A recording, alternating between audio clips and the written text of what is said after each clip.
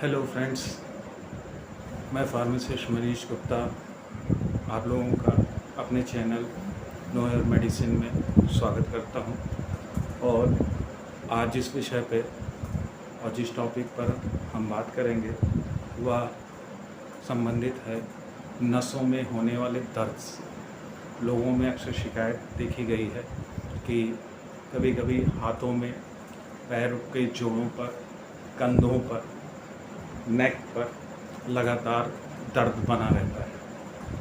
इसके मूल कारण क्या हैं, इसके विषय में बात करेंगे।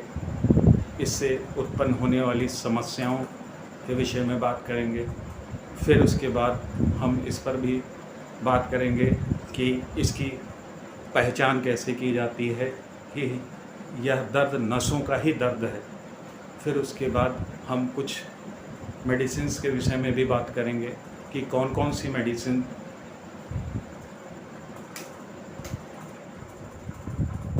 मेडिसिन्स इस संदर्भ में उपयोगी हो सकती है। साथ साथ में हम बात करेंगे कि उन मेडिसिन्स के कुछ साइड इफ़ेक्ट्स के विषय में भी जो अक्सर लोगों में देखी जाती हैं।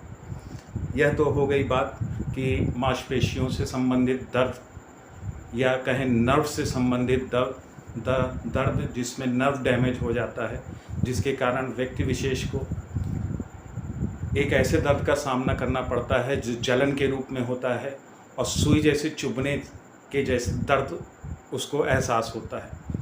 इस दर्द का लगातार बना रहना उसके मानसिक संतुलन को भी बिगाड़ता है तथा उसके दैनिक क्रियाकलाप में भी अवरोध पैदा करता है।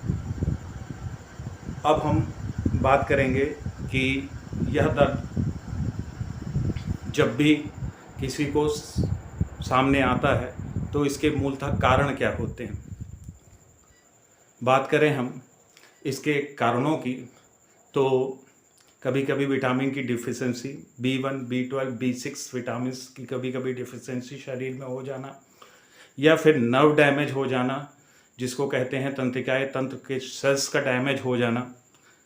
ऐसी स्थितियों में या फिर कभी किसी पार्ट्स पे, शरीर के किसी पार्ट्स पर या किसी भी अंग में तेज चोट लग जाना जिससे नर्व डैमेज होना या तंत्र का डैमेज होना देखा गया है। ऐसी स्थितियों में या फिर किसी मस्तिष्क रोग की वजह से भी, सेंट्रल नर्वस सिस्टम के डैमेज होने की वजह से भी कभी कभी ये नर्व पेन, जिसको न्यूरोपैथिक पेन कहा गया है, वह सामने देखा जाता है। यह दर्द उस व्यक्ति को रात के समय सोने तक नहीं देता। यह दर्द इस कदर होता है कि उसको चलने फिरने या हल्का सा कहीं छूने पर भी दर्द होता है। रिस्ट में या गांठों पर यह दर्द देखा गया है। साथ ही साथ बॉडी पार्ट्स में कहीं भी ऐसा दर्द जो लगातार बना रहता है और कई दिनों तक बना रहता है, ऐसी स्थितियों में इसको नर्व पेन की संज्ञा दी जा सकती है। न्यूरोपैथिक पेन, नर्व पेन अक्सर जो है, इनके कारणों के विषय में ये डायबिटीज़ भी इसके कारण हो सकते हैं। जो पर्सन डायबिटिक हैं उनके अंदर हाथ पैरों में नमनेस आ सकती है। समय के साथ जैसे जैसे एज आगे बढ़ती है उनके अंदर नर्व डैमेज देखा जाता है और इसका मेन कारण डायबिटीज़ लेवल का कंट्रोल ना होना पाया जाता है। ऐसी स्थितियों में जैसे जैसे ओल्ड एज की तरफ व्यक्ति बढ़ता है उसके अंदर नर्व डैमेज की प्रक्रिया तेज़ हो जाती है। कभी कभी देखा गया है कि लोगों में किसी प्रकार का एम्पुटेशन, मतलब कहीं किसी प्रकार से किसी अंग को निकाला गया हो, वैसी स्थितियों में वहाँ पर दर्द हमेशा के लिए बना रह जाता है। कारण मूलतः इसका ये होता है कि उस जगह पर नर्व का क्षरण हो जाता है। इसकी वजह से ऐसी स्थितियों का सामना करना पड़ता है। जो लोग शराब के ज़्यादा आदी हैं या शराब पीने के ज़्यादा उत्सुक रहते हैं या फिर उनका शराब का सेवन बहुत ज़्यादा है, तो ऐसी स्थिति में उनके लीवर डैमेज होने की वजह से उनके अलग अलग बॉडी पार्ट्स पर प्रभाव पड़ता है, जिसके कारण यह नर्व पेन उनके अंदर उत्पन्न होता है। जिन व्यक्तियों में सिगरेट की लत देखी गई है उनमें भी यही स्थितियां पाई जाती हैं। साथ ही साथ हम इस विषय पे बात कर चुके कि जिन लोगों को कभी भयानक चोट किसी जगह पर लगी होती है तो उस स्थितियों में भी यह न्यूरोपैथिक पेन उनके अंदर देखा जा सकता है। जो व्यक्ति हैज़ार्डियस कंडीशन में काम करते हैं, जो कि आर्सेनिक कंपाउंड के संपर्क में रहते हैं या कोई ऐसा कंपाउंड जो टॉक्सिक कंपाउंड है, उनमें उनको काम करना पड़ता है, तो उनमें भी ये न्यूरोपैथिक पेन देखा गया है। अब हम बात करेंगे कि यह पेन उत्पन्न कैसे होता है और इसका संचारण हमारे शरीर में किस तरीके से होता है। जब भी हमारे त्वचा पर अलग अलग जगह पर यहाँ पर अगर हम स्पर्श करते हैं तो हमारे ब्रेन नर्व सिग्नल्स जगह जगह से दिमाग की ओर प्रसारित होते हैं, जिसमें न्यूरॉन्स और साइनेप्स ये मेन भूमिका अदा करते हैं। साइनेप्स कहें दो नर्व के बीच में एक साइनेप्स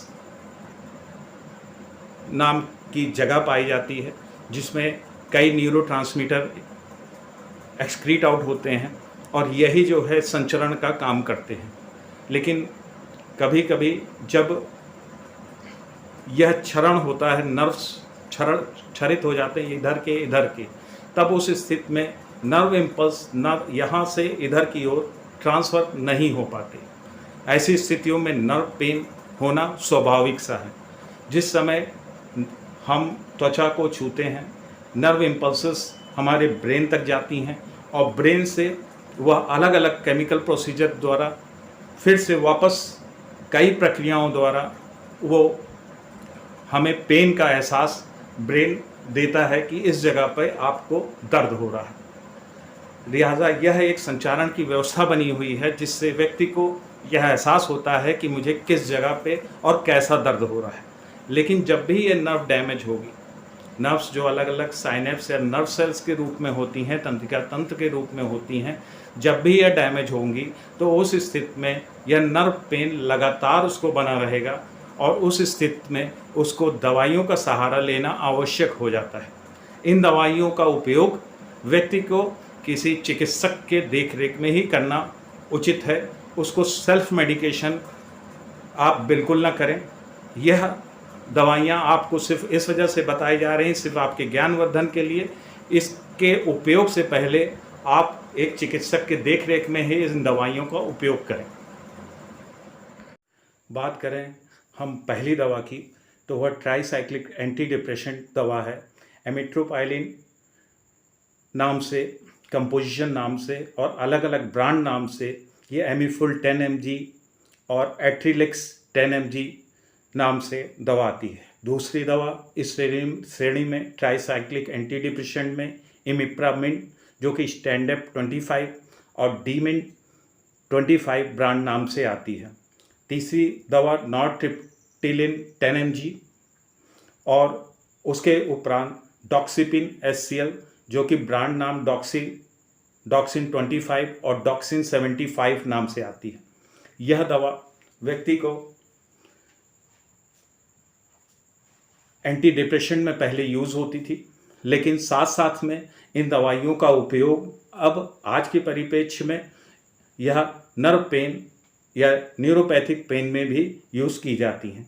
दूसरी श्रेणी की दवा जो कि यूज़ की जाती है वो सेलेक्टिव सेरोटोनिन रीएप्टेक इनहिबिटर SSRI के रूप में है, जिसमें फ्लूऑक्सेंटिन फ्लॉक्सिम 20 ब्रांड नाम से, फॉक्सटिन 40 ब्रांड नाम से।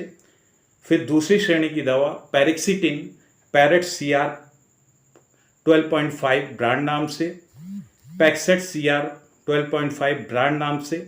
और तीसरी सेलेक्टिव सेरोटोनिन रीएप्टेक इनहिबिटर में SSRI में सेरेटलिन कंपोजिशन की दवा जो ब्रांड नाम सेटा 25 और डेक्सिम 25 नाम से आती है। SSRI का रोल मेनली अगर कहें इस पेन में, तो यह पेन के सेंसेशंस को आगे बढ़ने नहीं देता। यह एक तरीके से ब्रेक कर देता है, नर्व के सेंसेशंस को ट्रांसफ़र होने से ब्रेक कर देता है, जिससे उस व्यक्ति को दर्द का एहसास कम होता है।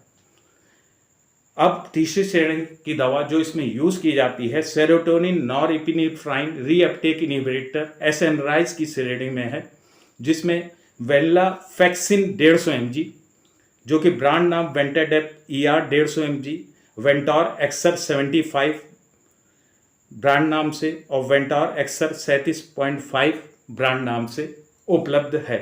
यह डोजेस आपके चिकित्सक द्वारा निर्धारित की जाएंगी कि आपको डोजेस इसमें कौन सी दी जाएं, क्योंकि आपकी रोग स्थिति अलग अलग हो सकती है और उन रोग स्थितियों में अलग अलग दवाइयाँ अलग अलग डोजेस की चल सकती हैं।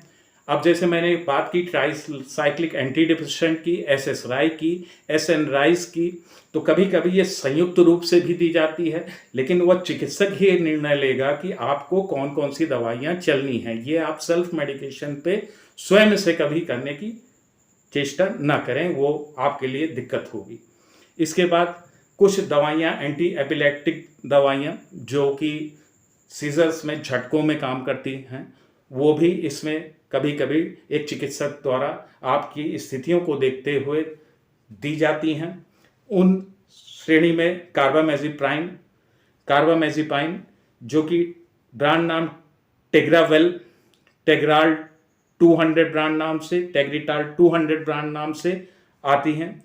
फिर गाबापेंटिन 300 mg भी एंटी एपिलेप्टिक ड्रग है, जो कि सेनिगाबा 300 mg ब्रांड नाम से, गाबापिन 300 mg ब्रांड नाम से, गाबावेल 300 mg ब्रांड नाम से आती हैं। तथा चिकित्सक कभी कभी इन दवाइयों को एक साथ संयुक्त रूप से आपको प्रिस्क्राइब कर सकता है। आपकी स्थितियों अनुसार, आपके रोग के फ्रीक्वेंसी अनुसार वह आपको निर्धारित कर सकता है, या फिर इनमें सिर्फ 2 या 3 दवाइयाँ ही आपको कर सकता है। अब इसके बाद बात करेंगे हम कि कुछ ऐसे जेल्स भी आते हैं जो नर्व पेन को कम करते हैं, जिसमें लिडोकेन, पायरोकेन जैसे कंपोजिशन मिले रहते हैं। साथ साथ में मेंथॉल भी उसमें मिला हुआ रहता है। ये संयुक्त रूप से जेल रूप में आते हैं और व्यक्ति विशेष को एक्सटर्नल यूज, बाहरी त्वचा पर लगाने के लिए उपयोग किया जाता है। जो वो दर्द यहाँ भी हो सकता है, कहीं भी हो सकता है, तो उस स्थिति में यह जेल्स उनको राहत प्रदान करते हैं। अब हम बात करेंगे कि ये तो बात हो गई कि हम लोगों ने बात की कि कौन कौन सी दवाइयाँ चलती हैं, लेकिन अब ये भी बात करना आवश्यक हो जाता है कि किसी व्यक्ति विशेष को अगर ये समस्याएं चल रही हैं तो अपने दैनिक जीवन में क्या बदलाव लाए जिससे वह स्वस्थ रहे और इन दर्द का सामना उसे ज़्यादा न करना पड़े। इस स्थिति में उसको अपनी लाइफ स्टाइल चेंज करनी होगी। अगर वह शराब का, तंबाकू का सेवन करता है तो उसको कम करना होगा या छोड़ना होगा।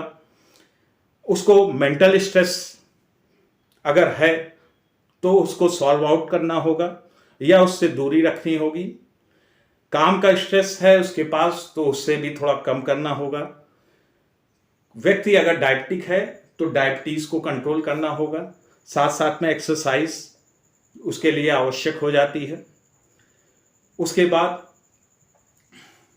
जिन व्यक्तियों में यह कारण विटामिन डिफिशियंसी की वजह से हो रही है तो उनको अपने डाइट में ऐसे तत्वों को इंक्लूड करना होगा जिससे कि वह पूरा पोषण पा सकें और नर्व पूरा पोषण पाने के बाद डिजनरेशन के प्रोसेस से या क्षरण के प्रोसेस से रुके। अब हम बात करेंगे कि और किन स्थितियों को वो किस तरीके से अपने जीवन शैली को बदलाव में लाए जिससे उसको इन चीज़ों का सामना ना करना पड़े। ऐसी स्थितियों में बेहतर होगा कि वह एक फिजियोथेरेपिस्ट के संपर्क में रहे, क्योंकि फिजियोथेरेपिस्ट एक प्रोफेशनल व्यक्ति होता है जिसको बहुत से ऐसे एक्सरसाइज इससे संबंधित मालूम होते हैं जिससे वह आपको एक गाइडलाइन दे सकता है कि आप नर्व को, पेन को दूर करने के लिए आप कौन कौन से एक्सरसाइज करें। एक डाइटिशियन के संपर्क में आप रहें जिससे वह डाइटिशियन आपको डाइट के विषय में एक दिशा निर्देश दे सके, जिससे आपको विटामिन्स और मिनरल्स जो भी आपके नर्व पेन के लिए आवश्यक हैं वो आपको उपलब्ध रहें। ज़्यादातर ऐसे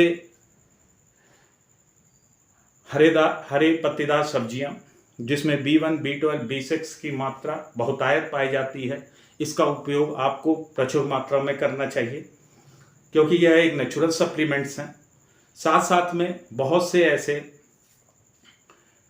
सिरप्स या कैप्सूल्स मार्केट में उपलब्ध हैं जिसमें B1, B12, B6 अलग से पाए जाते हैं, जिसमें न्यूरोबियान फोर्ट एक ऐसी दवा है जो कि इस डिफिशिएंसी को बहुत हद तक कंट्रोल करने में और इसको दबाने में सहायक होती है। यह न्यूरोबियान दवा लगभग 2 से 3 महीने एक चिकित्सक की देखरेख में दिन में 2 बार या 1 बार निर्धारित की जाती है।